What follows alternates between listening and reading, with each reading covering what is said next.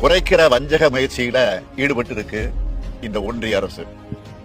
இது எல்லாத்தையும் விட கொடுமையான விஷயம் என்னன்னா, தமிழ்நாடு பள்ளிக்கல்வித்துறை முடக்கிற வகையில 20 ஆண்டுகளுக்கு மேலாக செயல்படுத்தப்பட்டு வர அனைவருக்கும் கல்வி இயக்கம் திட்டத்தின் கீழ் வழக்கமா விடுவிக்கப்பட வேண்டிய நிதியை கூட நிறுத்தி வச்சிருக்காங்க.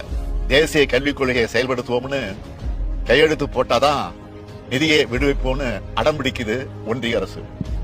மாணவ மாணவிகளோட கல்வி பாழாகுமே, அவங்களுக்கு கல்வி கற்பிக்கும் ஆசிரியர்களுக்கு ஊதியம் வழங்க முடியாத நிலை வருமேன்னு ஒரு துளி கவலை கூட இல்லாம தங்களோட கொள்கை திணிப்பையும் இந்திய திணிப்பை மட்டுமே முன்னிறுத்தக்கூடியதா தான் பாஜக அரசு இருக்கு. அடுத்து பட்ஜெட் உரையில இன்னொன்றையும் சொல்லியிருக்காங்க. மாநிலங்களால் விதிக்கப்படும் முத்திரைத்தார் கட்டணத்தை குறைப்போம்னு.